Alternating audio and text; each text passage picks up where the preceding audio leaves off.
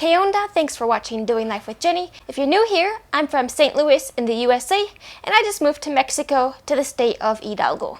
Although I've been coming to Mexico for over 18 years now, I've been living here for almost 5 months. So how is it really going? Before we hop into it, let me show you the current state of my apartment.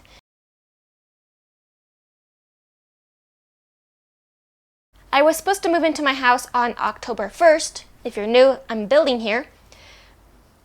So I ordered furniture so that it would come like the first 2 weeks of October. Well, the house isn't ready, so it's all crammed in here along with stuff that I brought from the US for the house.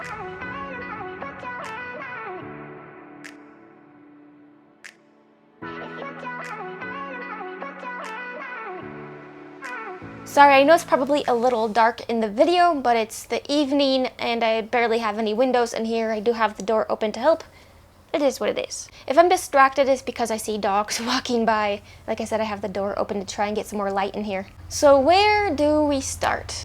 I guess we'll say at the moment I am considering coming back to the US for like 1 or 2 years. The goal is still to have Mexico as my permanent home. I'm building a house here. It's just that like everything has gone wrong, and honestly it has little to do with Mexico. As you guys have seen in previous videos, I lost not 1 but 2 jobs. A quick recap in case you missed those, but basically I had an online and then another online job in the US, and I was told it's fine to work from Mexico, but then come to find out it's not fine to work from Mexico. And to also recap, the whole point of coming to Mexico was to have plenty of time to work on creative jobs, like semi-be retired, but put more effort into my YouTube channels, writing songs, those creative types of jobs that don't necessarily provide a stable income, but I was going to have the flexibility to give it a try and not need to depend on that income. So if you recall, with those online jobs, I was going to have to work about 5 hours a week, and that was going to more than cover the bills. And then whatever I wanted to do was like fun money. If I wanted to teach English, if I want to open a doggy daycare, if I write another novel, those kind of things, they're for fun and for extra money. Well, since that didn't pan out, I kind of went into panic mode where I had to take whatever showed up, which is teaching English. We'll keep it brief here, but no, I don't like teaching English, especially at the elementary school. Elementary is not for me. I'll probably say this a lot, but a lot of these topics I can go into more detail in their own dedicated video. So as you can imagine, that has been very stressful, especially for someone that is very good with their money and like has everything planned out. But unfortunately, not everybody is as reliable as I am. But yeah, I'm fine. Like, I have enough money to cover my bills. It's not like I'm pinching pennies exactly, but can I go and buy exactly what I want for my house right away? No. Have I postponed my trip to a nearby town like 3 times now? Yes. Did I reschedule it for tomorrow and I still shouldn't spend the money? Yes. But that's kind of Sammy's fault. He eats too much food. With just Ruthie, the whole bucket lasts me a month. With him, like half a month. I mean, it makes sense.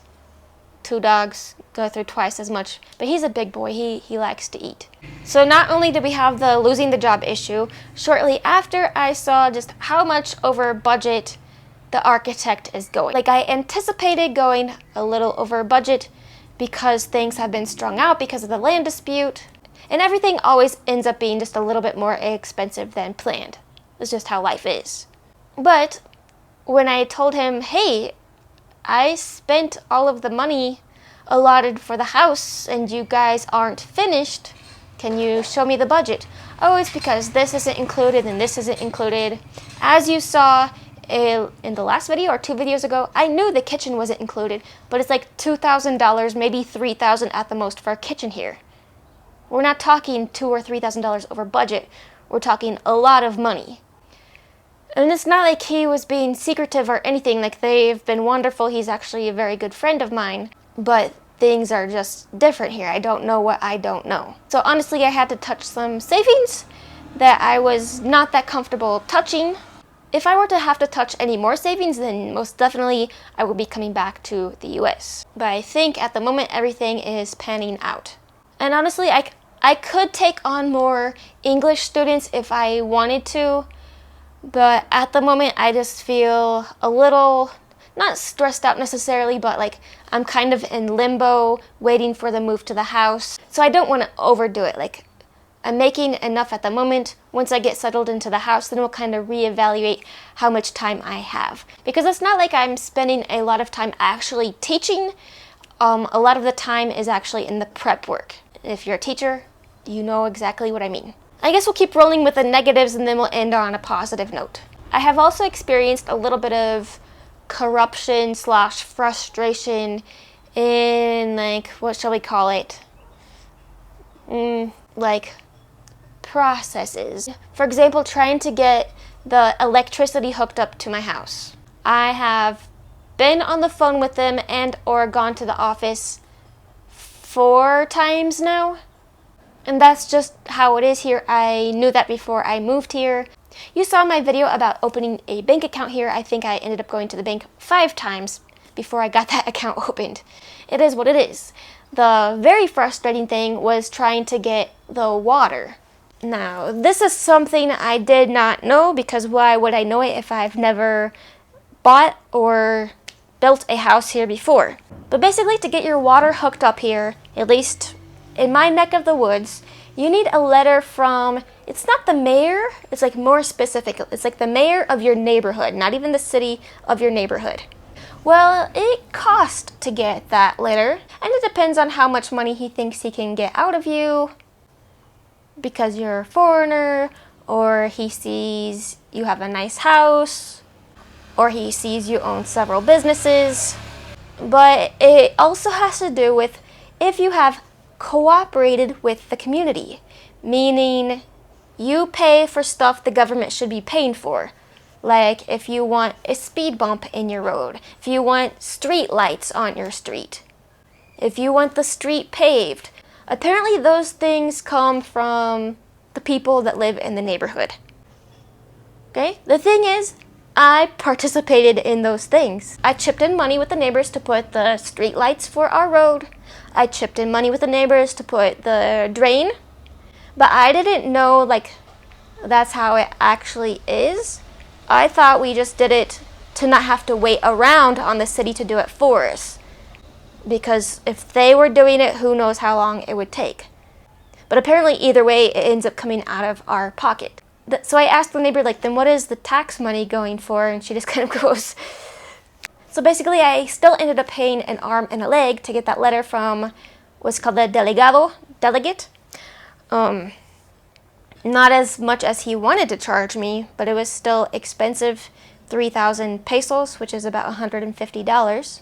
And then with that letter, as well as all of my documentation, if you want details, let me know, I can share that with you.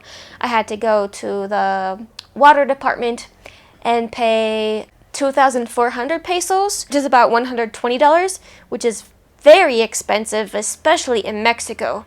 It was very clear that everyone was going to pay the same amount. But yeah, I can go into more detail about getting the water hooked up, because there's quite a bit to it. Let's see, the other thing that has been frustrating are all of the street dogs.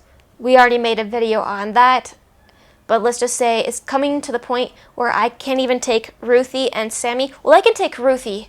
There's no problem there. She's chill. Everyone recognizes her. But if I take Sammy with her, I cannot do it. If he sees another dog, it's all I can do to hang on to him. The other dogs off leash try to attack him, and he is very reactive. I can barely hold on, like to the point where it's not safe. The other day, he got attacked 4 times, like 3 times, like they were trying to attack him. The 4th time, they actually attacked him because nobody else has their dog on a leash. So when we got to the dogs, the people on the corner that have like 7 dogs, and they actually attacked him, I let them have it. I said, this is why you need to put your dogs in the fence or bring them on a leash. And they're just like, la la la la la la. I haven't even taken them for a walk. I've just been letting them play at the house in the yard now that the gate is up. And the last negative thing that I hit on a little bit in my dating video, so far the only people interested in dating me are married men. One is Ruthie's vet, and two is a gardener that gave me his card to see if I wanted my grass cut. Obviously, once I found out that they're not single, I did not pursue that. But obviously I don't want any problems, so I hope their wives know that I did not initiate anything. Once I found out, I shut that down, but unfortunately cheating is quite common here. Okay, moving on to the things that are going well. Again, I can go into more detail in a dedicated video for each of these topics if you would like. But one, I do like the location of my house and city. It's close to other major cities. The area is very walkable. I feel like I have everything I need here. Like, I don't even feel like I need to go to the center of my town. Like, I feel like for the most part I can find what I need right here in my neighborhood. Speaking of my neighborhood, the neighbors have been incredible. They're very friendly. Anytime I have a question, I don't feel like I'm bothering them. They've been very helpful to like point me in the right direction. And then sometimes when something is confusing and I ask them and they don't know either, then I kind of feel good, like, okay, it wasn't just me, like something is wrong with the system. For example, getting the electricity hooked up to my house. There was like a whole list of things I needed to take. They weren't sure what one of the documents was either. And I think because of the awesome neighbors, I do really feel at home here. I think I've talked about him before, but the gentleman where I buy the dog's food, super, super, super friendly. Always with a smile on his face, happy that I'm there. And my neighbors and the people I'm meeting are also very, very talented. I found this artist in this city center that I really liked her work, but what the picture was of didn't really fit my style, or I liked what she painted but it wasn't quite the color scheme for my house. So I asked her, hey, could you do this, this, and this in these colors? And she said yes, for a great price, which I'm willing to pay a fair price to help local people, especially artists and musicians. So this is what she made for me, and these are going in my kitchen. Incredible, incredible work. It's just perfect. And then I met another artist. Well, I guess you can call it an artist. She sews this traditional artwork pattern, and she made me these two pillows and these paintings aren't the right word, but these pieces of art that I'm going to put in my living room. Very, very traditional of the region. But after seeing examples of her work, I was like, hey, just whatever you want to make, I'll be happy. Your work is incredible. She wanted me to come to her house. I picked out the specific colors I wanted and the specific animals I wanted, and they turned out incredible. I don't have a picture, but another local artist does like wood cutouts. So I got a US and Mexico map made of wood, as well as a globe.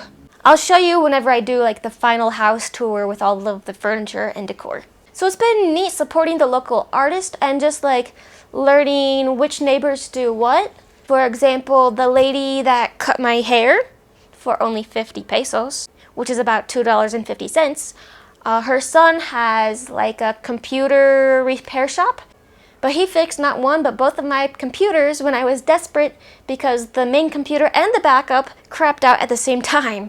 So he was good about getting me one back that same day so I could keep working. And they also do security cameras too for homes and businesses. Or like a couple of the students that I helped with a test prep, their parents own, what should you call it? Like if you want to make your own design on a t-shirt or your own design on a water bottle, business cards, they do all of that kind of print. So now I know that if I ever need that, or if someone is looking, I can recommend them. I just feel like there's a real sense of community and everybody can support each other. Oh, and I guess something that has been bad and good is upon coming here, I felt like my health improved a little bit. But then as soon as I started teaching at the elementary school, it went back downhill. But that will be its own video eventually. If you noticed, There was a time I was doing 2 videos a week, and now I feel like I'm barely able to keep up with 1 video a week just because teaching involves so much lesson planning. And it's not like I don't have time, it's just like after I've done that, I have no energy left. Like I haven't even really been cooking that much, I've been going out to eat too much, which luckily is only $1 each time, but it would be even cheaper if I made my own food. But yeah, to conclude this video, yeah, I would kind of be interested in coming back home for a year or 2. I would not be looking forward to the drive. It would be a lot easier of a decision if I didn't have my little monster, Ruthie. Sammy isn't mine. I'm just taking care of him until I could get him neutered and put up for adoption. I guess it would depend on if there were a Spanish position open near my parents so I could at least come live with them for a month or 2 until I found an apartment. And it's just a lot harder going from pesos to dollars versus when I came here it was dollars to pesos. Because when you can live here for $400 a month, you can't do that, not even close, in the US. So it just complicates things financially. Obviously I have some savings to make it happen if I need to, but hopefully I don't. I mostly just don't want to make the drive there. Then I would have to make the drive back here again. Van is due for some tires and that's another expense, you know? Or I was even maybe considering like if there's a Spanish teacher that has maternity leave, maybe go back for 6 weeks. No, that's not an option because I wouldn't have health care. It's too risky to be in the States without health care. But I was kind of thinking if I'm going to move back home for a bit, it might be best to go in December. 1, because it won't be hot, therefore be easier on the car. Because if you remember on the drive down, when we got into Texas and to northern Mexico, it was like over 110 degrees that week. It was brutal and the car was feeling it. And 2, I'm sure there are several schools that didn't find a Spanish teacher that would be happy to hire someone for a 2nd semester. I just don't know if there are any in my area, or if I would have to go elsewhere. I probably shouldn't teach in a different state because I'm worried that might affect my retirement. You can transfer your retirement to other states, but I'm worried I would have to be committed to like teaching in that state for 5 years. And I'm not going to stay there for 5 years. I'm interested in maybe doing 1 or 2 years. But hopefully things keep panning out here. I would say we'll give it a 7 out of 10. And again, a lot of it has nothing to do with Mexico. It's mainly the job line saying I can work from Mexico and then saying, just kidding. It's most definitely getting dark now. Can you still see me over here? But anyway, thank you so much for watching today's video. If you would like to continue following me in my journey in living in Mexico and building my house here, be sure to subscribe and turn on that notification bell.